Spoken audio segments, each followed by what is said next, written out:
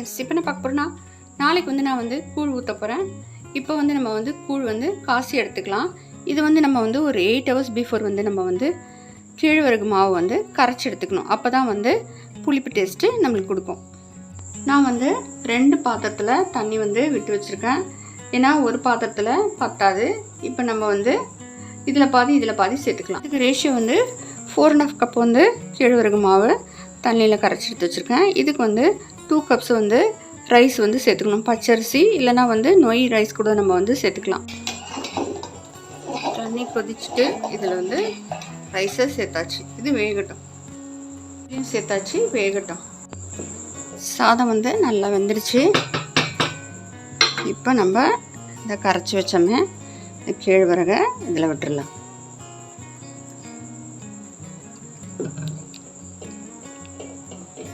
கலந்து விட்டுட்டே இருக்கணும். அப்போ தான் வந்து அடி பிடிக்காமல் இருக்கும். கொஞ்சம் வந்து சிம்மில் வச்சுக்கலாம். இந்த பாத்திரத்துலேயும் விட்டுடலாம். ஃப்ரெண்ட்ஸ், பபிள்ஸ் வருது பார்த்திங்களா? வெந்துருச்சுன்னு அர்த்தம். இல்லைனா கூட நம்ம கையில் தண்ணி தொட்டுட்டு இப்படி நம்ம பார்த்தோம்னா கையில் வந்து ஒட்டாமல் வரும்.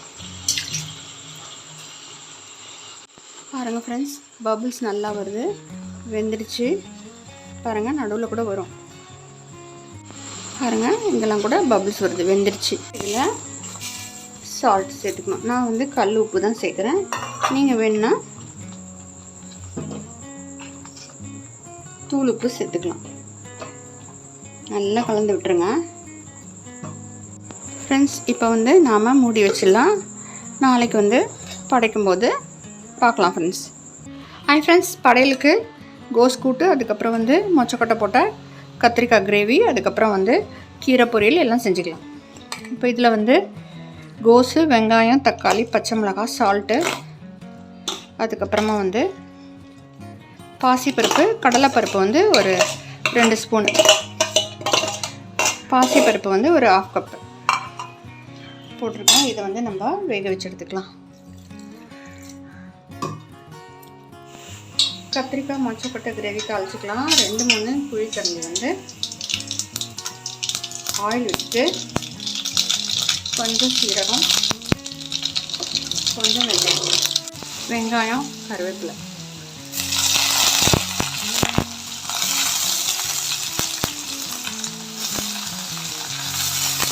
தக்காளியும் சேர்த்துருவோம்.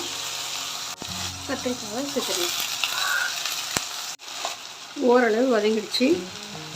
மஞ்சப்பொடி,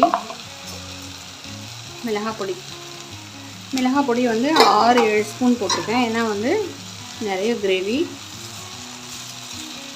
தேவையான சால்ட். மொச்சக்கொட்டை வேக வச்சுமே அதே வந்து அந்த தண்ணியை விட்டுக்கலாம்.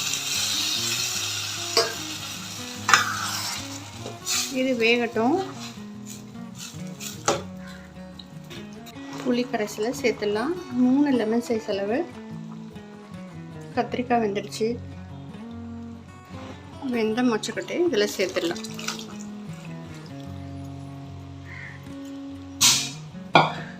சால்ட் வந்து கரெக்டாக போட்டுடணும். ஏன்னா நம்ம பார்க்க முடியாது. கொதிக்கட்டும். கோஸ் வந்து சூப்பராக வெந்துடுச்சு. இதில் தாளித்து கொட்டிட்டு நம்ம வந்து கீரையை தாளிக்கணும். இதில் சேர்த்துருவோம்.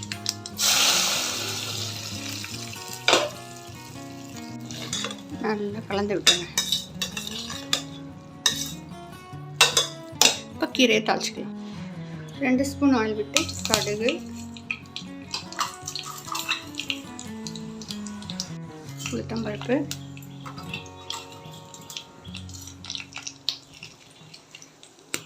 வரமிளகா,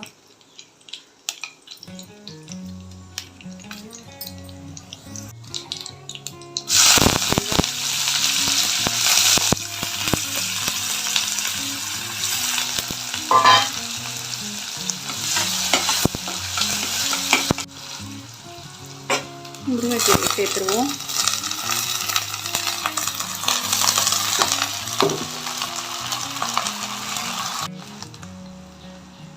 சால்ட்டு சேர்த்துட்டு தேங்காய் இல்லைன்னா பருப்பு போட்டு இறக்கிடலாம்.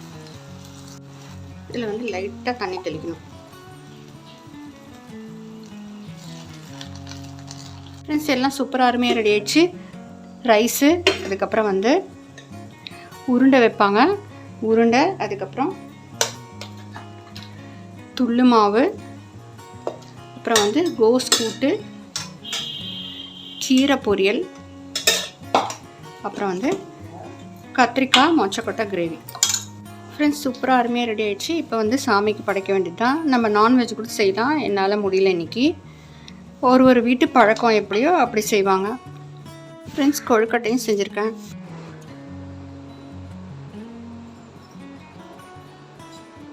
இந்த வீடியோ பிடிச்சிருந்தா லைக் பண்ணுங்கள், ஷேர் பண்ணுங்கள், மறக்காமல் சப்ஸ்கிரைப் பண்ணுங்கள் ஃப்ரெண்ட்ஸ். தேங்க்யூ. தேங்க்ஸ் ஃபார் வாட்சிங்.